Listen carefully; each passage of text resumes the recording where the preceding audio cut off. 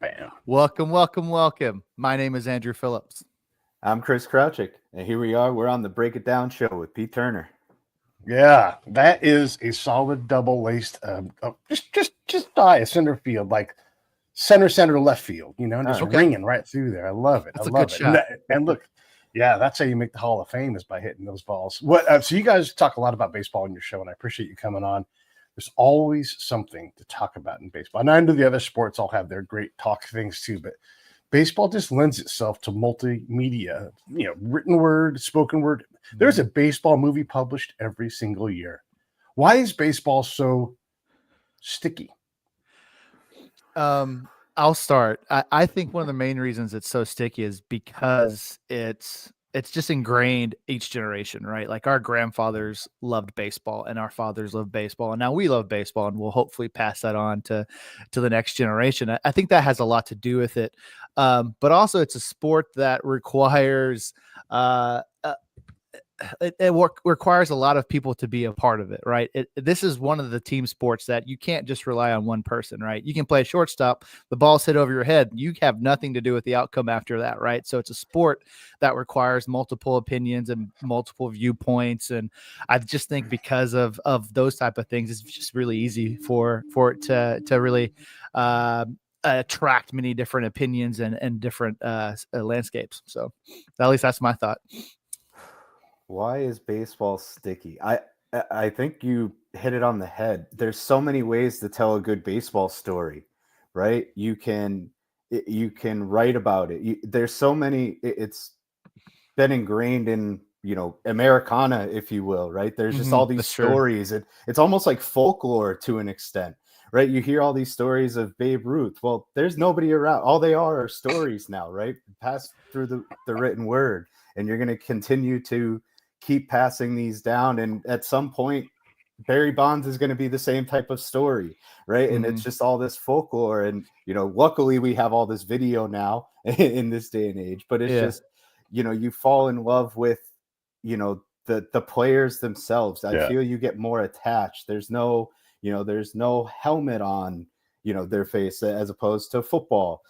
Basketball is, as Andrew kind of pointed out, is very individualized, right? One guy could dominate everything. And sure, yes, you could have your ace pitcher come in and shove it down somebody's throat, but without 9 other guys, you're nowhere. I think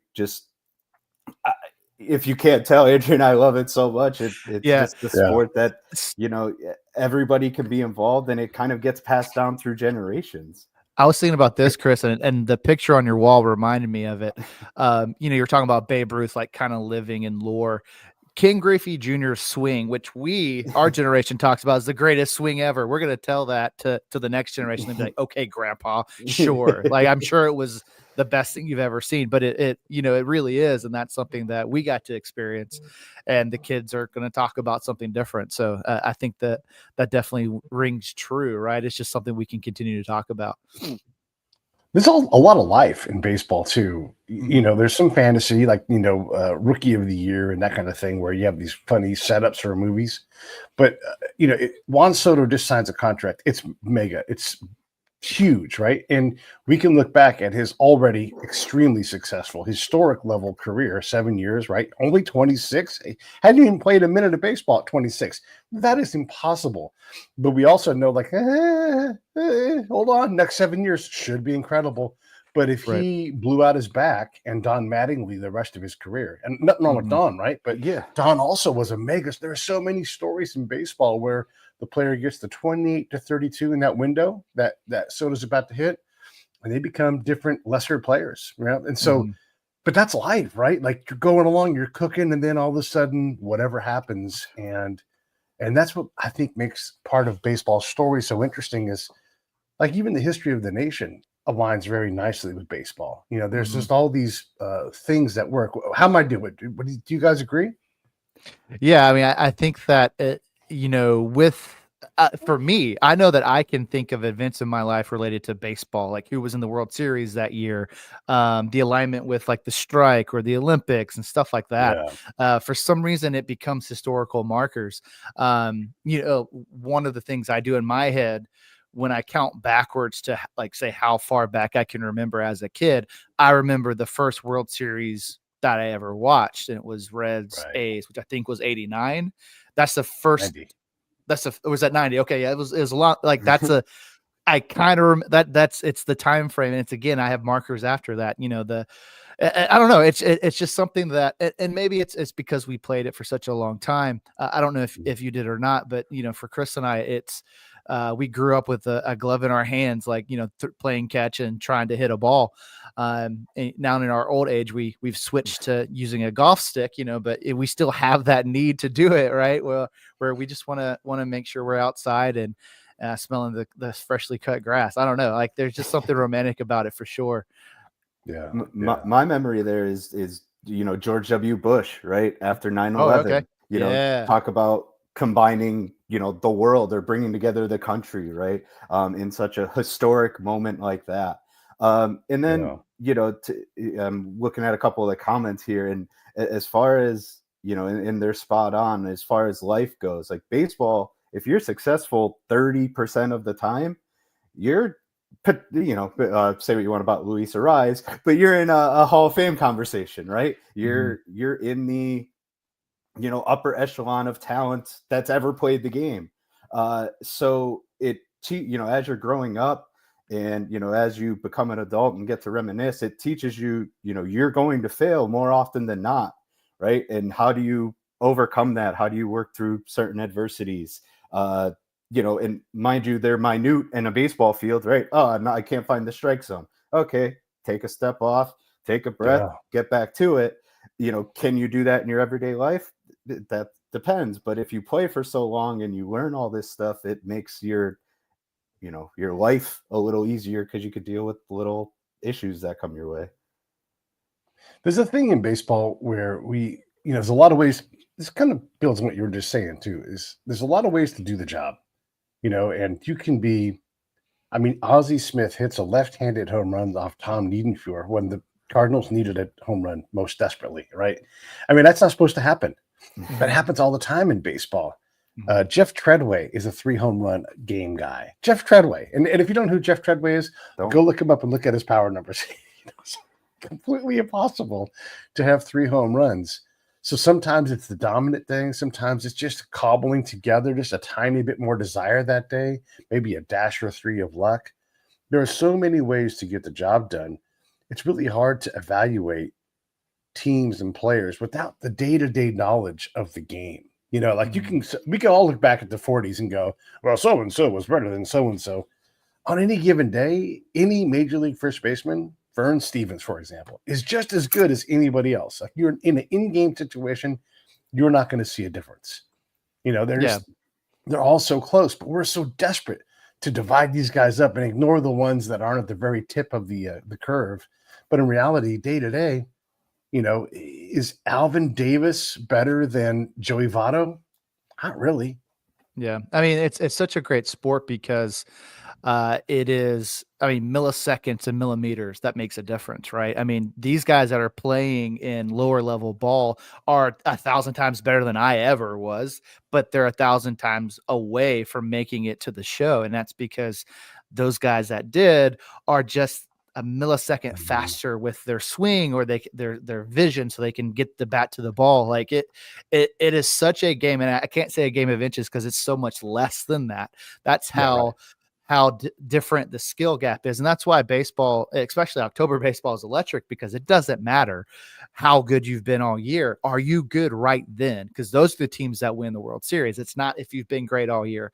I mean, sometimes, yeah, it helps, and that's great. That's good for them. But for the most part, it's who is seeing the ball the best as of now, who's thinking the best, who's looking in the right places. I mean, that's really the difference maker. And that's why it's such a beautiful and aggravating game, because it is such a small piece that keeps you away from being better. And I can't imagine being so close and knowing, hey, I am just this close and I'm never going to get that little extra. So it's an awesome sport because of it. I think a lot of people, you know, children especially, can see themselves as a baseball player. Yeah. Right? When you get when you get to 10 to 13 years old and you're playing basketball and some kid just dunked on your head, you're like, okay, this isn't really for me. This isn't mine. Yeah. I can't do this anymore. But, you have Jose Altuve at, I don't want to slight him anymore, but let's just say he's 5'8", 5'9", right? So that's more in line with the average person, right? Sure, not everybody throws 90 miles an hour or whatever, but some of that can be taught, right? Somebody can teach you how to throw a little harder. So it's just, and to your point of storytelling, I think of Evan Gaddis. He went from janitor to hitting big time home runs in big situations. And there's those stories almost every season, multiple times a season. I'm going to get his name wrong. There was a guy on the Pirates maybe a year or two ago. He played in the minors for like 10, 15 years. And then they just gave him a shot. He's old. I forget his name, and I'm going to do the guy some injustice. But, it rewards, I guess, effort and energy. And yes, you have to have talent. But at some point, if you can hang around and keep fighting the fight, somebody will give you a chance. Mm-hmm. That difference in quality of play, when I grew up, look, this is me being a little kid, but I had a couple different things in my house that I could do, where I could throw a tennis ball off my house. And one of them was throw the ball and I could just run and dive for it. And so I just did that for hours, all angles, because our house was very flat on the back and we had all grass, really weeds in the backyard.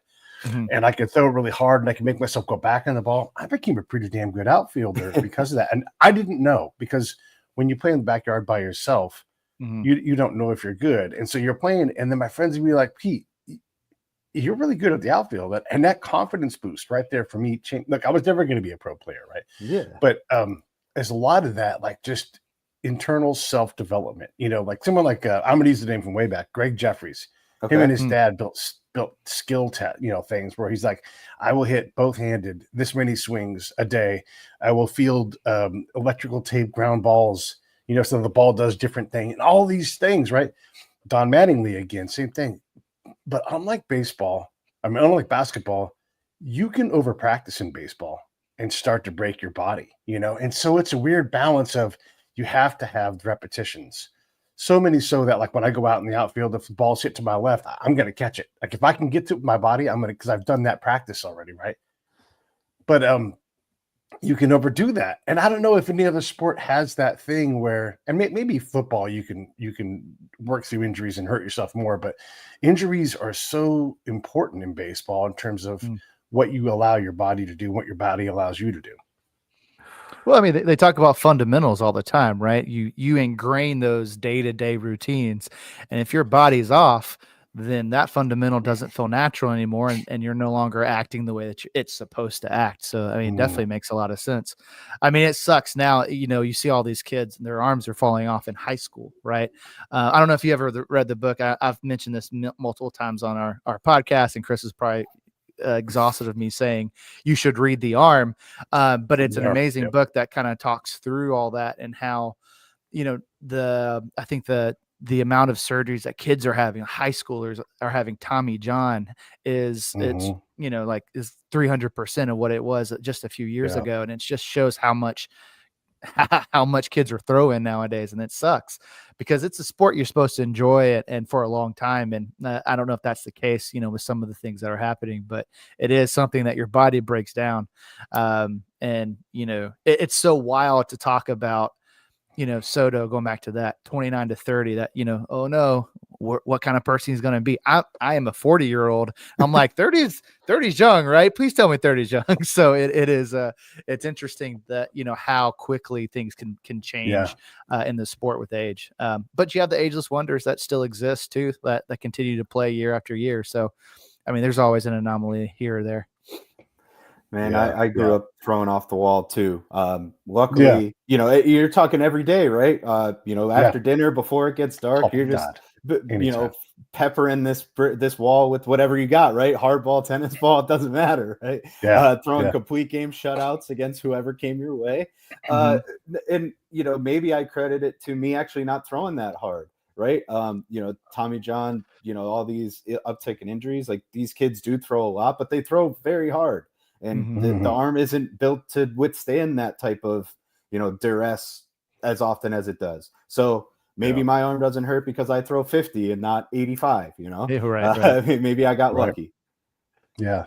When I look at that and I think about Otani's contract, and look, I love Otani. I live by the stadium in Anaheim, you know, and I would go see him whenever I could because I know how special and temporary these kind of things can be. And so I wanted to take it. I've actually seen Otani play in the outfield, and that doesn't hardly ever happen. And the other thing I know is, 'cause I'll go read medical journals about baseball, fellas. I love baseball that much. But Awesome. if you are running and sliding and you're running 30 feet per second like Otani does, and you're 6'3" and 200 something pounds, the medical research is you are going to get hurt after a certain number of slides. Like there's just too many variables, and you're going to favor something, something's going to happen, and you're going to do things like pop your shoulder out of the socket, and you're going to tear your labrum. And then you get into the problem of, and we got these guys getting Tommy John. You can only pitch on a third elbow so many times. And this next thing, this is like one of my, look, I love Otani. Like this is not a critique of the man or his game. He's great, right? His second elbow, it lasted 75 starts. That's it. Yeah. And so you don't get better as you get third and fourth elbows. You know, we saw what happened to, who's the dude from the Mets? Thor. You know, we saw what happened to him.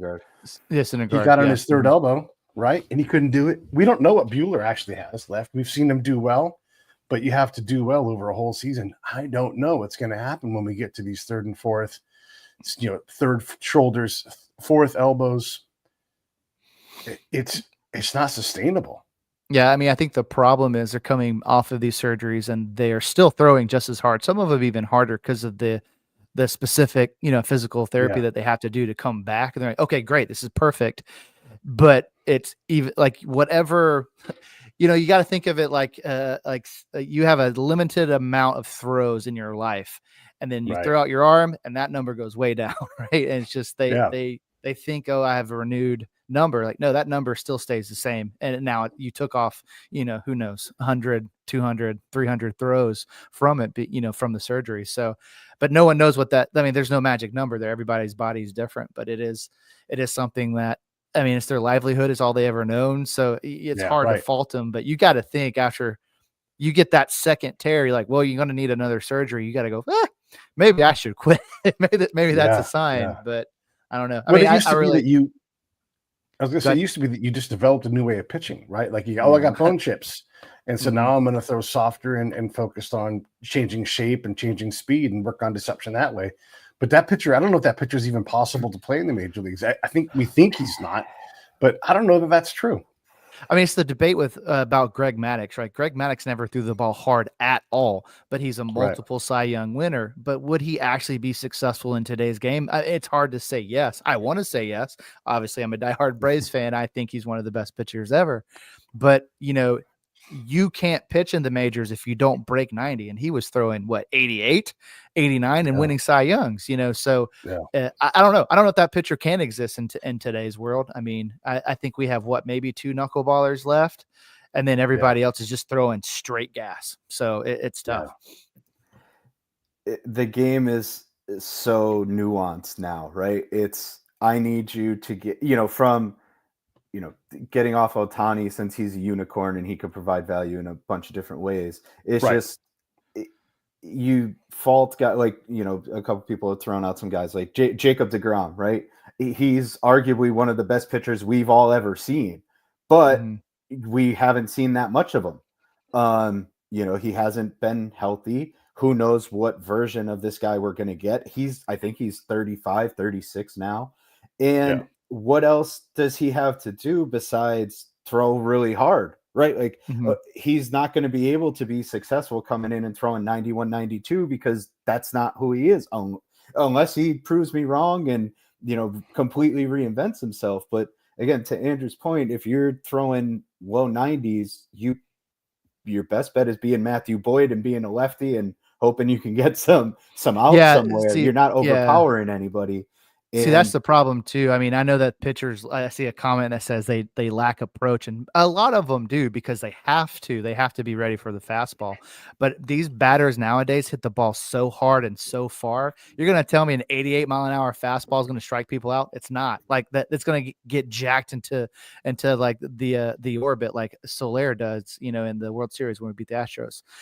So I just don't think it's possible nowadays because pitchers, there's so much recruiting. There's so much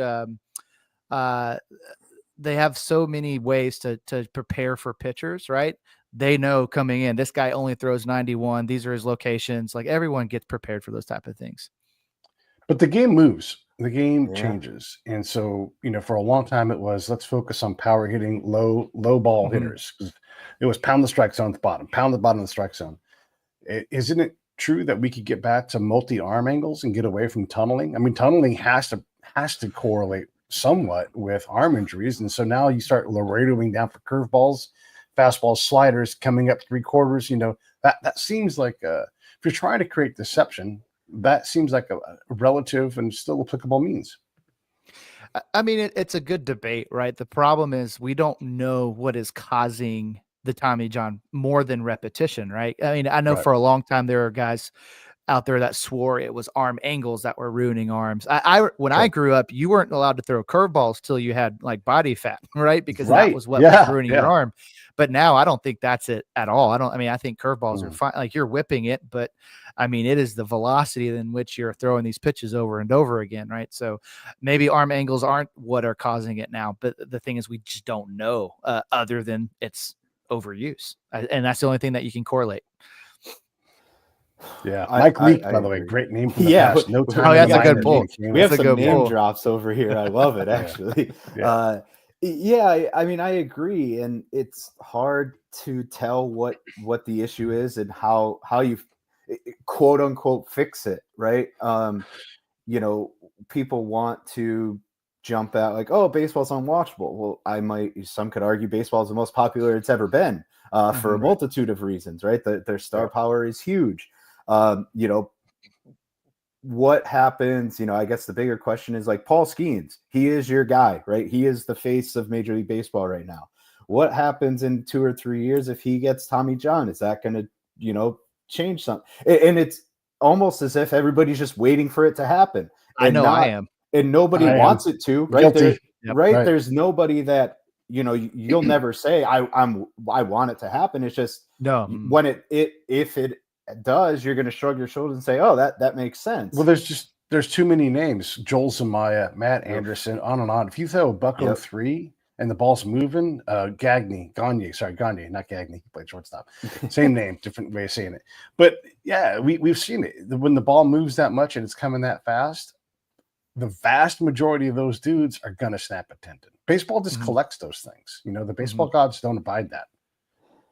What does an ace look like today? Okay, so Paul Skeens side, like until he proves otherwise, he appears to be an ace. But the team I follow the most is the Dodgers. There's not an ace in that squad. There are guys that look like they could be aces, but what do you got to do to say certify like on that team with that roster? Let's say they get Sasaki on there too, right?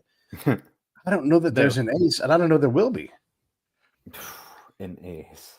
I think to me, mine, without going too far into statistics, just an ace is a guy who you're going to win 70% of his starts, right? You know that every fifth day, this guy's a stopper, for lack of a better term, right? Your fourth and fifth guy, you lost 2 games in a row, but stop the buck right here, right? Let's go get a win. He's going to go carry you. He's going to give you 7 strong, give the bullpen a rest, and those types of things.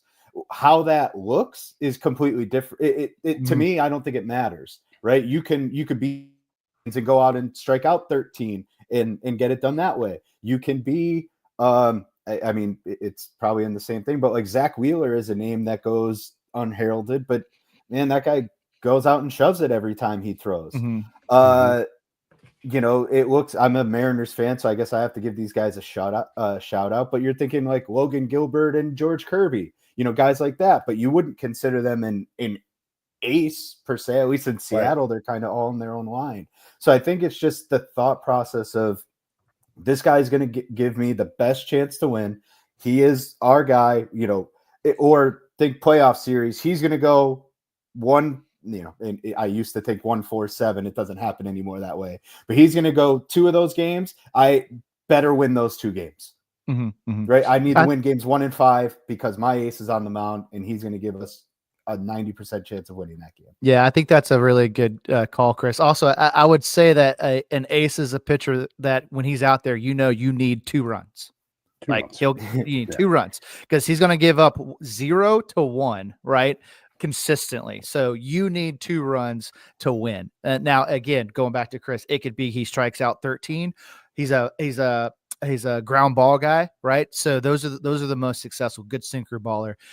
If you're a fly ball guy, you're not going to last very long because those don't stay in the park, an entire game, right? So I think those are the 2 main real giveaways are dominant pitchers, and is that they're a high strikeout, they're just or a ground ball, because those are your bat misses most of the time. Those are the successful bat misses. Anything that's up in the zone that they can get in the air, you're not going to be an ace for very long.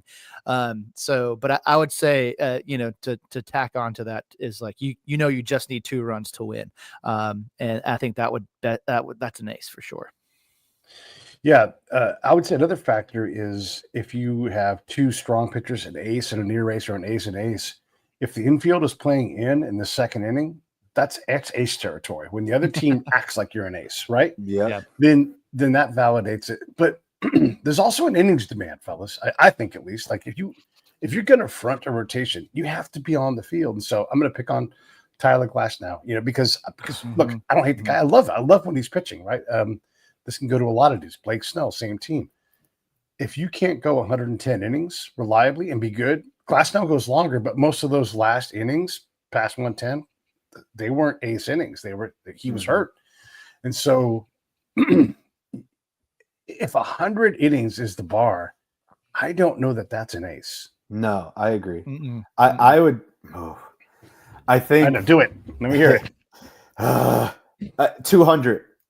200 is it's a lot, but can we go 180? I'll lower it. I'll say 175. You give me 175 innings of Cy Young caliber, right? Top 5 Cy Young. You're my guy. But there's value in 200 innings. Luis Castillo gives you 200 innings. Is he an ace? No, but you know what you're getting out of him. So that there's inherent value in a quote unquote innings eater as well. But if you can give me innings at the highest of the high levels, I mean, without looking, I would assume that Wheeler, all of those guys that are in the Cy Young are up there in terms of eating innings. And to your point, I love Tyler Glass now. I always will. And, in my head, he's still 25 years old, about to show up for everybody. But I don't even know. I kind of lost my train of thought because I got so excited about Tyler Glass now. But you have these guys that can't muster enough to keep going, right? If you could only give me that many innings, you're like, okay, well, how do I evaluate you? Where do I put you? Right. You have ace-like stuff, and I'm putting you out there, but now we're in September and you're not on my team. I need you now. So that makes it hard, and it's a unique circumstance because the Dodgers, and they have 19 pitchers. But when he's on the Rays can't afford to lose Tyler Glass now for 2 months of the year every year. Right. It doesn't. The Dodgers can't that way. There's so many teams where that happens. Like if the Reds this year, if Hunter Green gets hurt, where are they going? Right. They need Hunter Green to give them 175 innings of Cy Young caliber baseball, or they're dead in the water from just with him alone. I don't care who else they sign this year. Yeah, I mean, it's been a problem for the Braves the past couple of years is we get to the playoffs and our aces aren't anywhere to be found. Like Fried 2 years ago had the blisters, and then Sale with he's just getting old. So, but he had a hell of a year, was a Cy Young winner for a reason, but he just didn't have it at the end. It's just because he just wore out, and it's tough to let that be the standard for ace. But if you have somebody like, we have to be able to depend on you when it matters the most, which is in October. It's interesting. you look at, let's say, let's take another sport, NBA. Their numbers are going down, and a lot of it is because they're saying the stars play when they want to, like they sit a lot, all that kind of stuff. Maybe baseball needs to do that more. Like we have praised these guys for playing all 162 games or pitching all these innings. Maybe we need to sit baseball players more often so that we actually get them when it matters, because it's the longest season, and we expect them to play every single game. Like, everything depends on it. It might be a little unfair. But it is something that you gotta, so these managers, the owners, they got to start thinking about, how do we do this in a way that can really save the best for when it matters. Yeah, that makes a lot of sense. How do you adapt? And maybe, and I'll use the Dodgers, but 40 dudes on their pitching roster last year, 40. And maybe that's what it takes. Maybe there are no aces. There's not really any like dogfighting, World War II era aces. Those don't exist anymore. You can't reliably. Now they'll start counting drones and get you aces, but that's a different thing. So if we're talking about what it looks like to be an ace, maybe there just aren't aces anymore. It's fair. I mean, I saw Nolan Ryan's name came up, right? And that man has pitched so many innings on throwing as fast as he did. And I think he was a 1 in a million. I don't think we'll see any, or 1 in a billion even. I don't know if we'll ever see anything like that again, just how the game's built, but just in general, like the ability to go that long for, every game, and that long in his career, throwing that hard, that's not something that exists.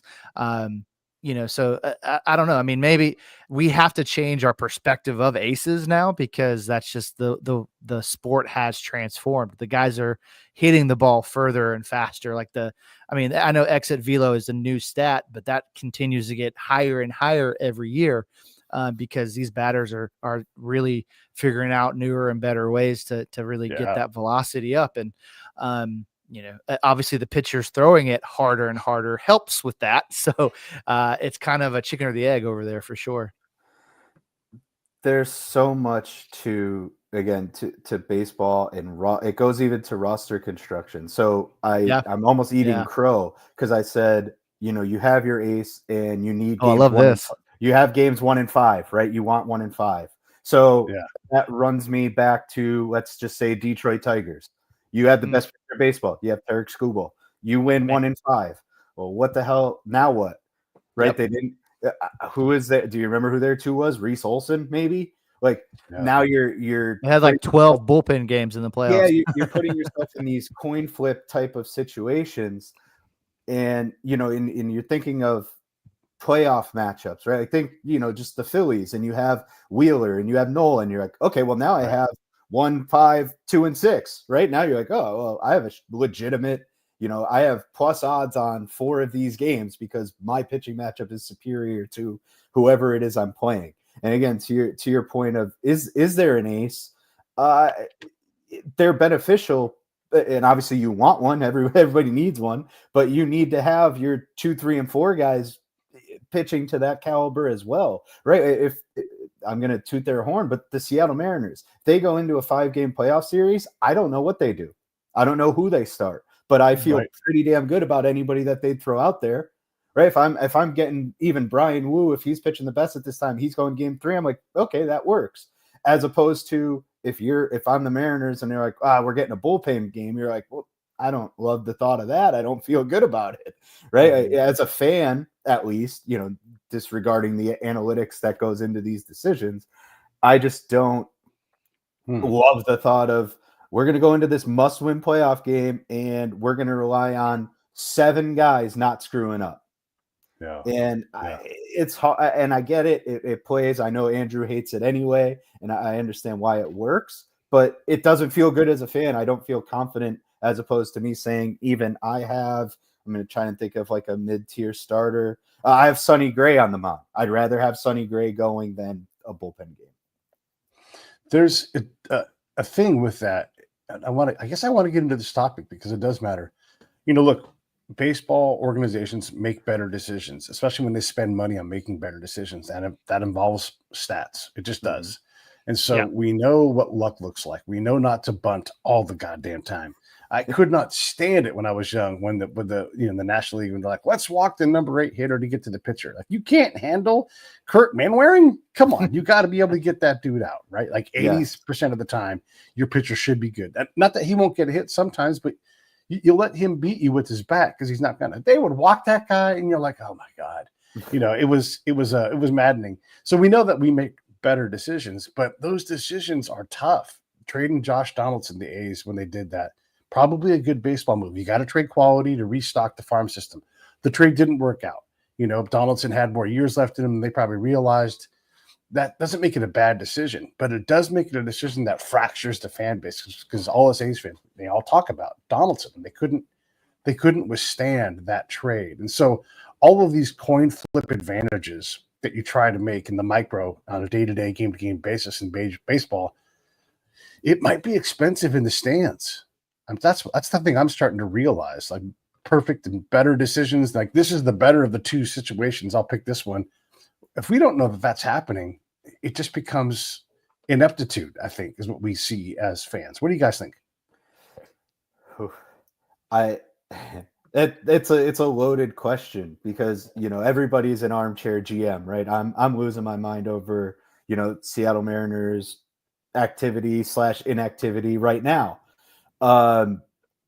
So you almost have to blindly trust an organization's decisions, right? Yeah. They have information that you're not you can access if you wanted to, but they're going about it a different way that you're not privy to, right? That catcher pitcher combo is having that conversation. They know how they want to attack XYZ guy beforehand. And I would argue that these pitchers are such big of competitors that they don't want to pitch around guys. You see it all the time. I say, why are we giving Aaron Judge meatballs down the plate? Because they don't want to pitch. Nobody wants to pitch around them. They just want to attack them because they think they're going to get him. And guess what? They can't, right? He's hitting the ball 9,000 feet.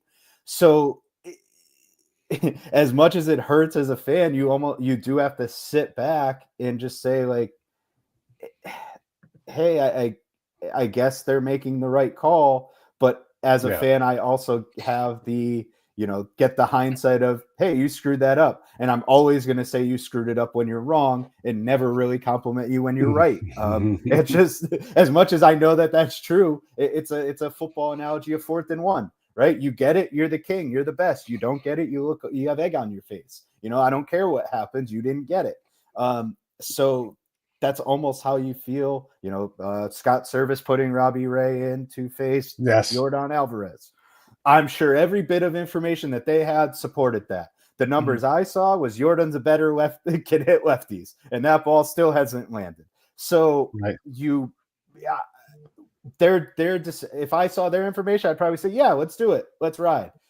And here we are, and we lost, and it ruined everything. We haven't been the same since. So it's very hard as a fan, I think, to sit tight, but that's all you can really do is just complain, I guess.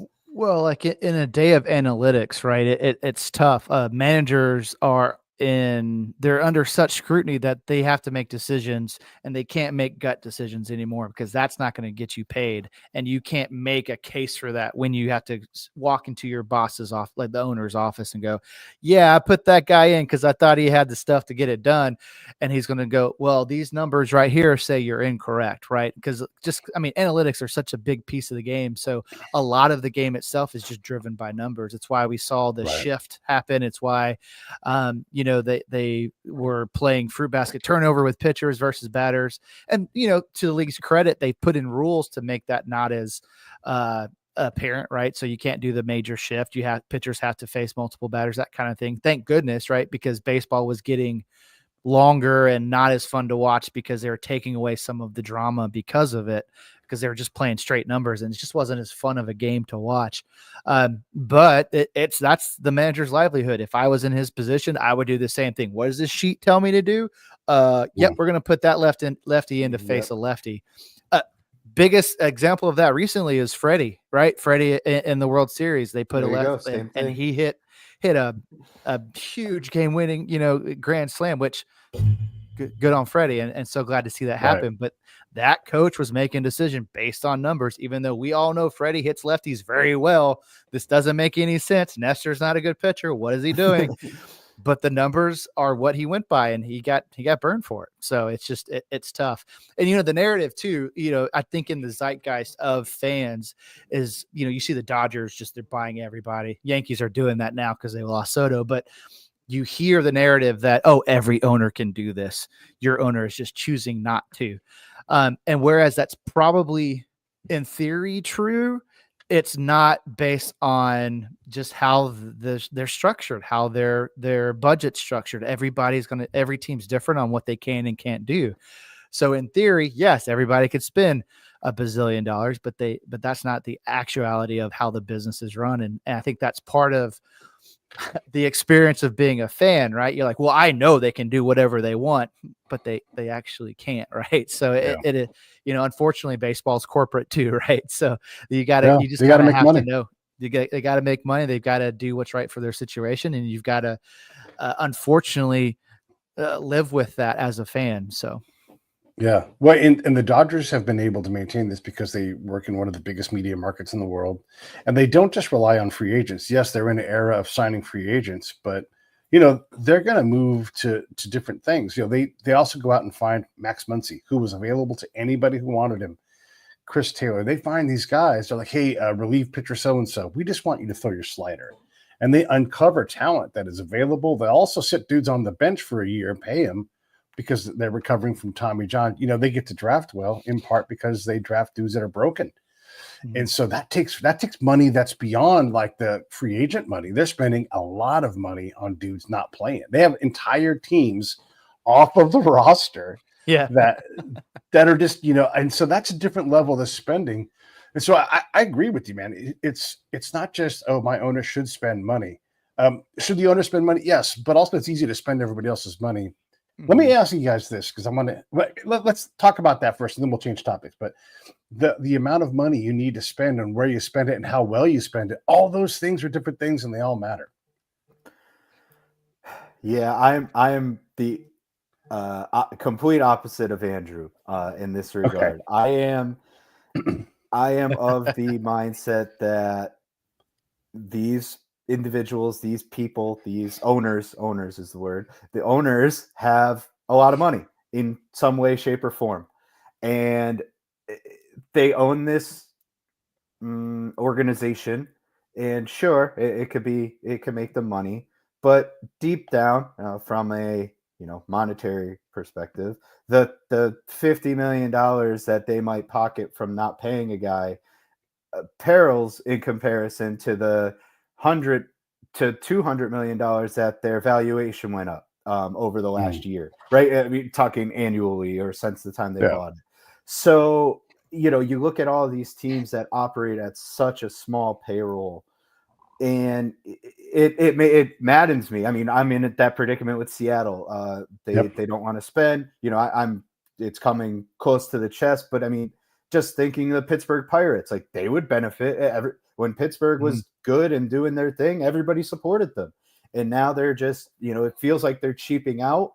And how we get out of this cycle is the bigger question. I don't support a salary floor. I don't necessarily support a salary cap either. So I'm not saying I have an answer. I'm just saying I want more money being spent. A salary floor gets you the athletic situation where instead of them arguing or getting sued by the PA, they're just going to go overpay for a couple guys and say, hey, we filled our team together.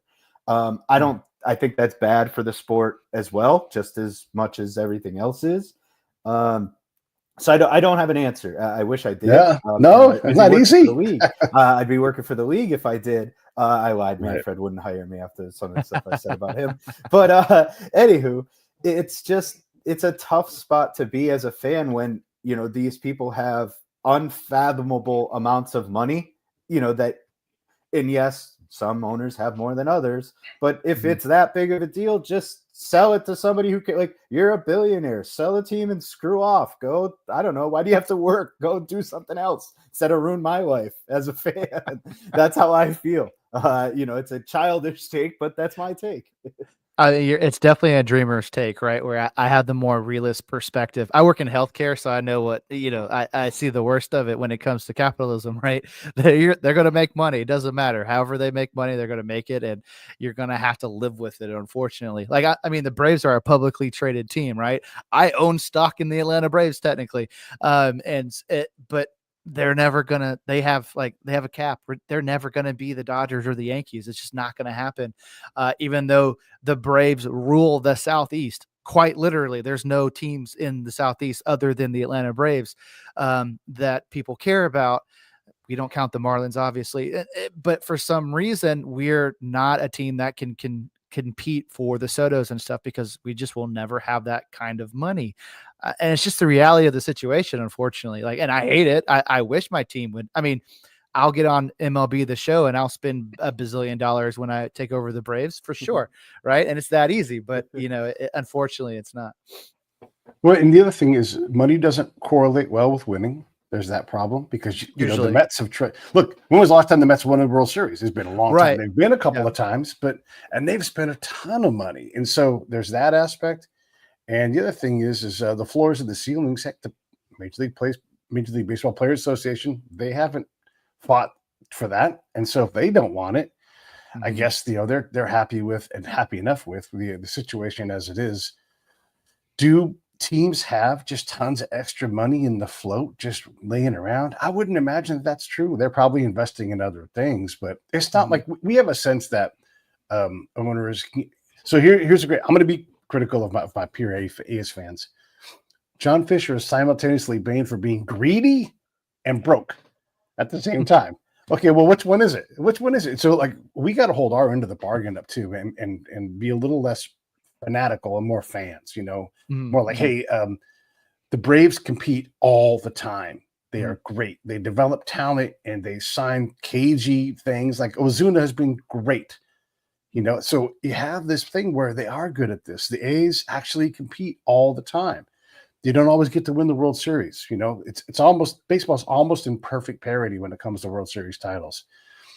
We've got to be able to withstand that, diehard fans. I agree. Pittsburgh, Seattle, and every time Seattle's like, we're all in, we're going to sign some free agents, they all just go up in flames. And it's just like them, like the A's are just bit by a bug. So I don't know what they do, but these businesses get to spend, they get to make money, and I would do things differently. Like if I worked for the A's and I was selling season tickets in Vegas, oh my God, I'll have that place packed because I'm going to sell to Cincinnati. I'm like, hey, you guys got to get here before May.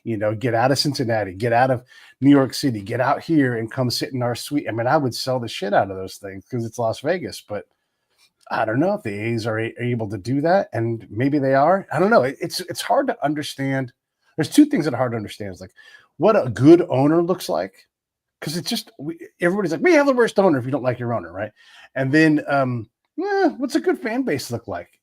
I'm from California. I grew up in the Bay. I live in Southern California now. We have a lot of things to do besides go to baseball games. It is really tough to fill a yard. I mean, you make valid points. As much as I hate to say it, no, I think that's all valid, right? But as the owner, franchise, front office of these teams, you have to understand that consumers have decisions to make, right?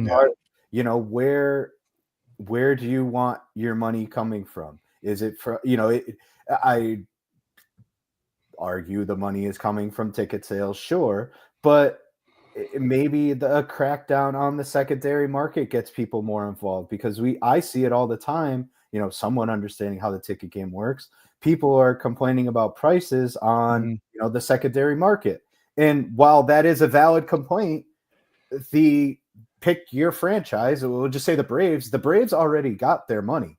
They have no control over what I do with that ticket once I bought it. So I bought it for whatever price they set, say $40, $50. If I sell it for $100, that's not the Braves. But inadvertently, it reflects poorly on the Braves.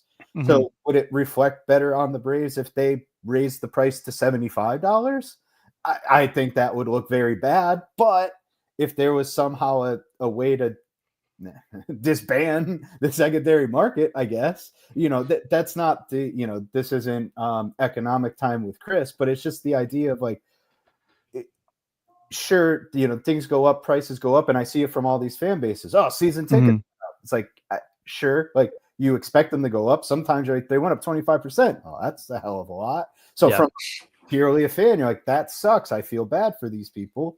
But from, the franchise perspective, it's like, well, do you want, so-and-so to come? But I think so many times so-and-so doesn't come, and now I still got stuck paying that price. So now I'm paying a higher price, and the Seattle Mariners haven't made one legitimate free agent move, but they jacked my prices up. So what am I to believe? And if you want, maybe the answer is to just be truthful. Tell me what you actually have. Don't keep it a secret. Hey, like, we're hearing all these reports that, again, I'm only speaking for Seattle because I'm most tuned in, but we have 20 million to spend. Well, is that what we have? Or is this, a friend of a friend of a friend of a friend telling me that? If that's the answer, I think as fans, we would be more appreciative of like, okay, well, this is what we have. I might not like it, but now I know, right? Yeah. I know that now Luis Castillo, it should be available. I know that, we're out on this guy. I want Pete Alonso. Well, if the budget is this, I know I could stop being mad about getting Pete Alonso because I'm not getting him. Well, Chris, you just made a really good argument for us, salary cap, right? It's because if there's a cap involved, then how much money your team has to spend. Like it's right there, it's written in stone. So that's a decent argument for that. And the Ticketmaster or the secondary market thing, that's a whole nother topic we can go dive down. I mean, that's sports, that's music, that's any type of music, like the show, just ticket. Secondary market is awful. It's just bad. It's just a bad industry. And what most people don't know is because we live in an age of just electronics. You can just walk up to most stadiums and pay very little to get into a baseball game at this point, right? Because not every game is going to sell out. There's 82 or 81 games every year. They're not all going to sell out. The ones that matter are, but you go on a normal weekend, you just walk up, you're going to get a ticket for pretty cheap if you wait to get a ticket. That's how easy it is to go to baseball games. But most people are like, well, I'm just going to go ahead and buy it ahead of time. Oh my God, it's $85 to sit in the upper deck. Yeah. No, it's not. No, it's definitely not. Just go to the ticket gate. Just go there and you'll pay, pennies on the dollar to that. So I don't know. That is so true. And I also say this too, when you don't like the national announcer, listen to your team's radio broadcast. True. that solves that problem. Sorry, I cut someone. Who did I cut off? I didn't see who I cut off. Was it you, Chris? No, you're good. How do we know when a fan base is good or bad? Oof. So I'm going to say this with my full chest. The Atlanta fan base sucks, right? And the reason for that is because we're a transplant city, and for the most part, and so most people that move to Atlanta have their home team that they root for. You go to any game against the bigger market teams like the Cubs or the Yankees, the Dodgers, the Cardinals. It's 50-50, and it's just because that's just the nature of Atlanta. When our teams are bad, we don't go, right? And the reason that we moved out of downtown Atlanta and into the outskirts, a lot of the purists call it the Cobb County Braves, right? Because that's where the stadium is now, and the stadium is smaller, but they're making more money and they're getting better attendance because that's where most people who are coming to the games are at, right? And so it's a smaller stadium, so it looks better optically and all that kind of stuff too. So I know that we're a fair weather fan type of franchise or city, and so to me, what makes a good fan base is a fan base that is there even when they're not good, right? And look, if you're bad for a very long time, people are going to stop coming no matter how passionate they are. End of story. Right. You can't be a sub 500 team for 5+ years and expect fans to continue to care. It's just not going to work, right? Yeah. So that's asking for a little too much. But if you're talking like a rebuild of like 2 to 3 years and your fans disappear, that's not a good fan base. Like, get them out of here. That doesn't count. So I think that's probably one of my tells is like, how does it look when your team is not at its best? is there still support? Is there still passion? Are there still people who care about, hey, we suck, but have you seen our second baseman? He's legit. You know what I mean? Like it's those guys those are the fans that matter and really make the base good. So I think that I know it defines a bad one. Is the nature of Atlanta, with the out of town fans, Vegas is very similar. You can, yeah, I'm sure there are more than one Steeler bar in Vegas, right? Like it's just, there's a lot of different fan bases there. Yeah. So is that why in the 90s, when it was harder to get to the playoffs, but the Braves got there every year, is that why they couldn't fill that yard in the playoffs? And because it's out of town folks? Yeah, 100%. Yeah. And it's one of those things that it's just, and it's gotten worse too, because we're now Hollywood of the South, right? Because they've moved so many movies, studios to Georgia just because of taxes and all this kind of stuff. Half my friends in Atlanta now work in the movie industry to some level, right? Whether it's building sound stages, makeup, all that kind of stuff. So it's gotten worse, and I'm sure LA probably has some of that too. But people in LA go to the baseball games because it's a place to be seen. It's not really like that in Atlanta, right? So we don't have that same type of draw, that star power thing that's happening. So it's a little worse, but yeah, it's just because of what Atlanta is. Look at the Falcons, right? The Falcons can't. The Benz, that stadium is empty for the Falcons. And it's because they've been bad for a very long time, but also because Atlanta is a fair weather team or fair weather city. Atlanta United plays there, and they used to sell that place out, but that team is starting to not succeed. And so they're seeing a drop off there too. So it's just unfortunate with the fan base there. We've had 3 professional hockey teams. So, it's just, it's a tough city to support a team that's not at least successful regularly. It does make you wonder if a team is doing well and they're not financially incentivized to continue to pay to do well, how much money would they make it? And it makes you wonder, because it's crazy when you think about that. Your money machine is working optimally. You're winning. Yes. Well, back in the 90s, all that was going to Ted, right? So Ted Turner, right. With all his channels and all that kind of stuff. So now, now it's a conglomerate. So who knows what's happening with it now? But I know what happened to it in the 90s. That's for sure. Yeah. Seattle's a good thing too. Right? When was it Nintendo that bought them way back when? Do they still own them? Nope. It's John Stanton and Company. It's just a bunch of other Stanton's at least the guy that faces the public. I don't know. I would assume he's the majority, but I truthfully don't even know the breakdown. But I know he's for lack of a better word, the figurehead of that ownership group. So he's the one that takes the brunt of the. Yeah, it's a challenge up there. I mean, when Nintendo bought them, they're like, we're going to bring all these great Japanese players, but I don't think the market allowed them to do that like they wanted to. So I can see what they probably got out of it. But when you guys sign a free agent, it doesn't work, right? We kind of joked about it a minute ago, but it's hard to get good players to come to Seattle for whatever reason. Too cold. Right? Taxes are wonderful. Yeah, and it's cold. Yeah, I mean, and that's a thing, again, to get economical, like taxes are an issue, right? For a lot of places, right? That's a decision for the player to make. Like, do they want to retain more of their money, right? They'll go to Texas, they'll go to Florida, whatever. So that is a very real decision that gets made by some of these guys. But, so we'll just say taxes notwithstanding,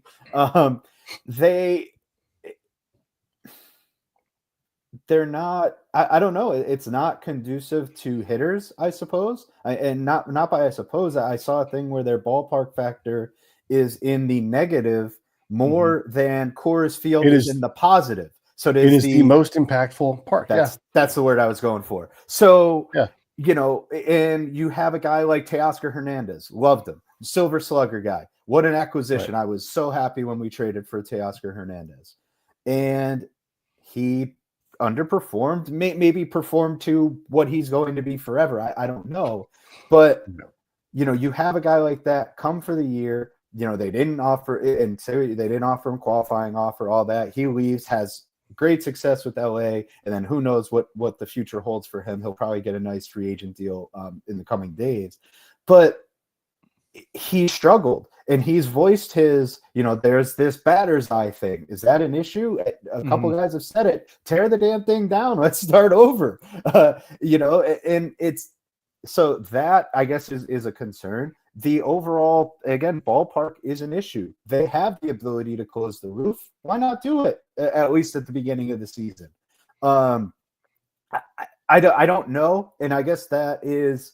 Unless you're going to sign a guy throughout the remainder of his career, a la Robinson Cano, you're not going to get these guys to sign because they want another deal. So they're going to come to Seattle and not put up the numbers that they're going to put up in a New York or Cincinnati even. Go to Cincinnati if you want to produce offensively. Great. Now your numbers look fantastic as opposed to, what you would do in Seattle. So, and again, I just think at the end of the day, they're not coming with enough money anyway.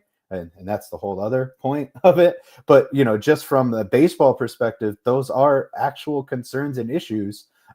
Almost the opposite of Coors Field, right? You're not going to get a pitcher to come to Coors. You can see that they're not getting hitters. I mean, hell, even Carlos Santana, who was beloved in Seattle after he came for a little while, wouldn't sign there. He went back to Cleveland. They offered him more money. So somebody needs to go talk to him and figure out what happened. I need to know. As I want to talk to him. How do I get on the phone with Carlos Santana and figure out what went down there? Because if the answer is any of what I exclaim, then you need to burn it down, take the whole thing down. I made the joke of what Baltimore's doing. Right-handed hitters had issues. They're bringing the wall back in. Okay, well, they just got Tyler O'Neill to sign. Maybe he doesn't sign if they don't do that. Yeah. I have often wondered what would happen if they moved back the walls at Coors. Like, I mean, look, it's science. The ball's going to go further. Move the walls back. It's fine. Like, it makes it more fair. But I don't think anyone's ever going to do that. No. But it is something that you go, why would you not at least think about that as a possibility so that you can maybe get a pitcher or two? Because there's not a single pitcher. You could offer them all the money in the world. They're going to go, no. I don't want that on my numbers. I want to make the Hall of Fame. That's not going to happen there.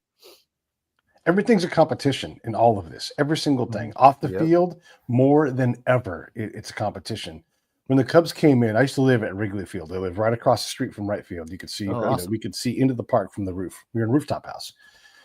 So the owners and the building owners always had this disagreement on, who owned the right to look into the ballpark. And so when Ricketson family came in, they just bought all that shit out. They bought every single building they could around there. They knocked down to one of the busiest, if not the busiest McDonald's in the world, which is off in the right field corner across the street. And they built a big ass expensive hotel there.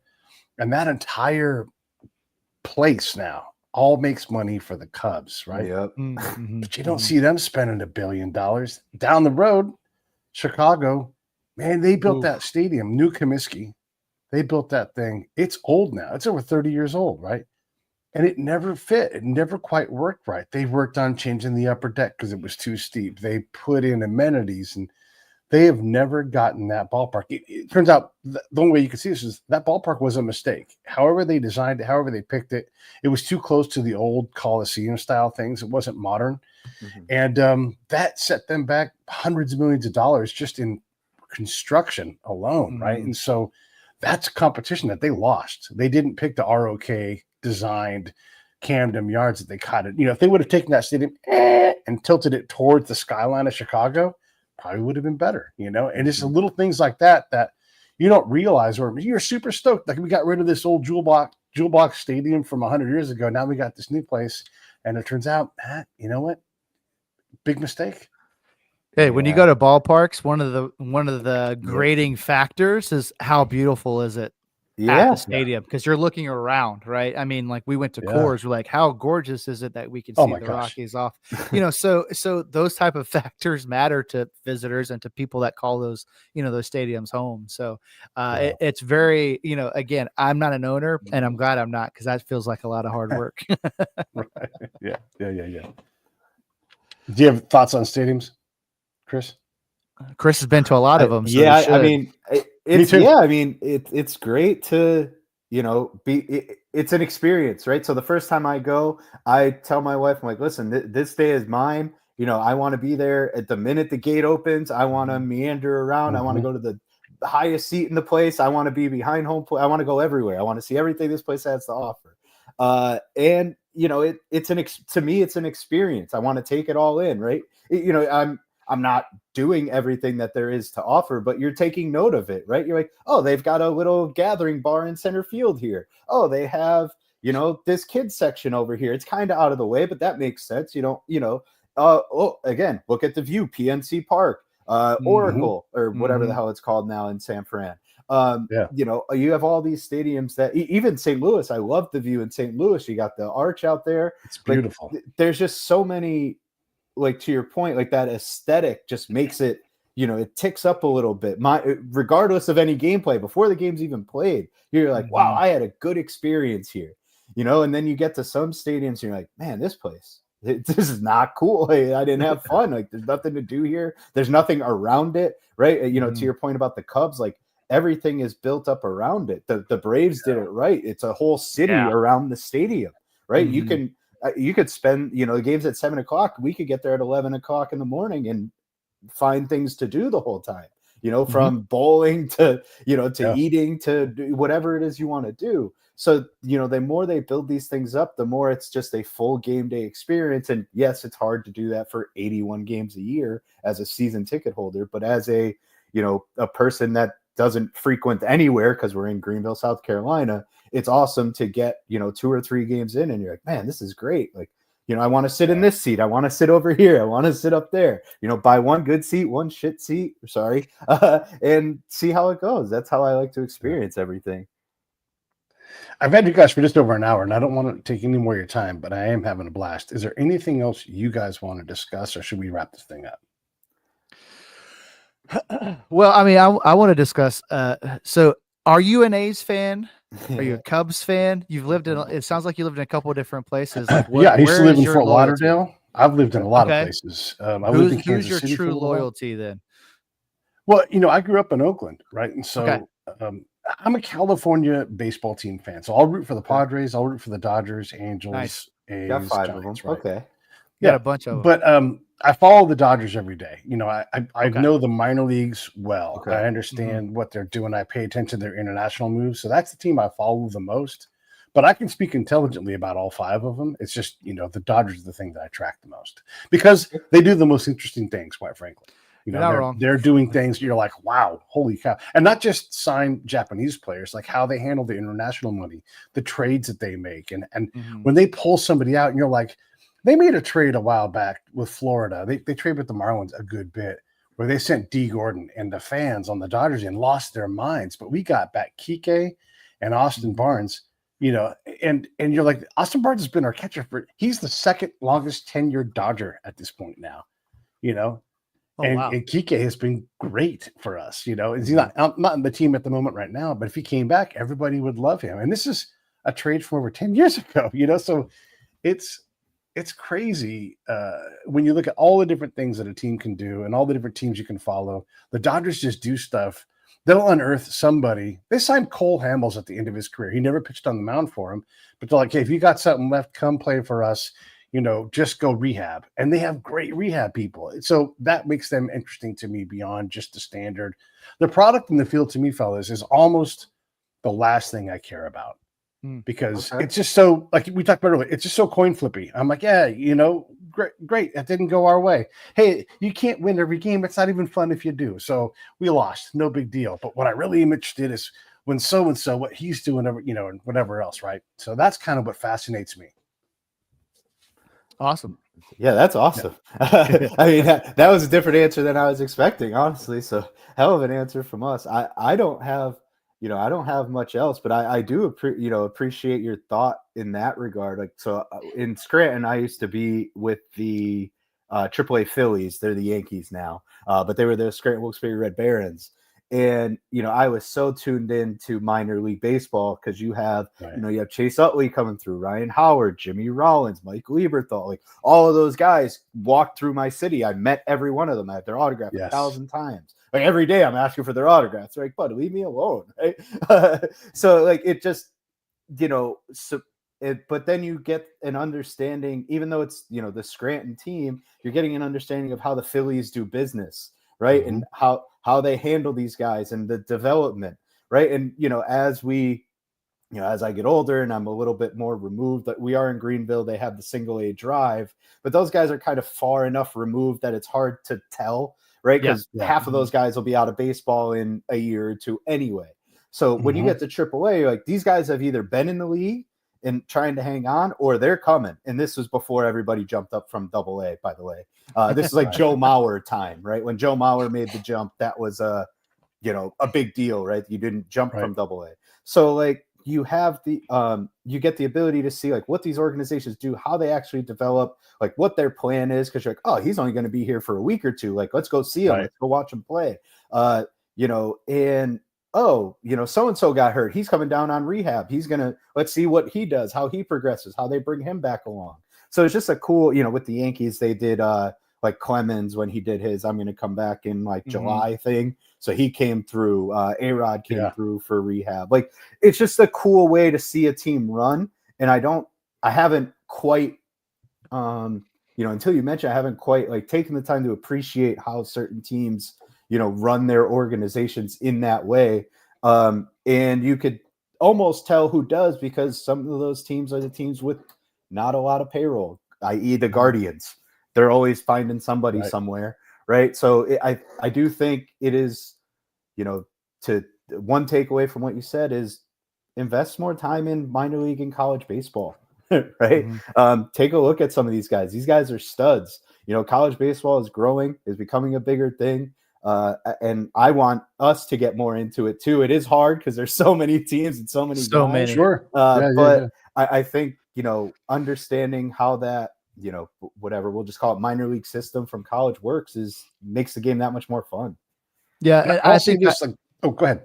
Oh, I was just gonna say I have a more of a dream version of it where, I grew up in Atlanta. The only thing we had were the Braves. And so, playing baseball, they used to do a cool thing that every year my rec team would go and walk around the baseball stadium before the game would start. Right. I think a lot of the pro teams do that now. But as I got older, I played, high school ball against guys that ended up on the Braves, right? So to me, the vision's always there. I saw the path to professional baseball, and that's a pipe dream, right? But it is something that I got to see like firsthand. And so I agree with Chris there. Like, you got to invest more with these kids that are here and growing and loving the sport. And I think that's where the future definitely is.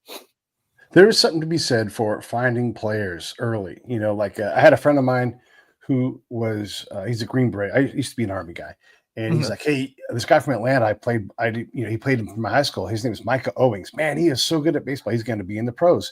And so the second I looked him up, and I realized how good he was. Oh, and then he's a two-way player, And I enjoyed the heck out of his career, and I wanted to see him do well, and I could root for this guy. Yes, because I had the slightest connection to him, because I knew someone that knew him. And it was amazing. I found Adrian Beltre way before he made the major leagues. And he wasn't in the minor leagues long. But when they signed him, they're like, we signed this 16-year-old kid. He's going to be the next great thing. So I started paying attention.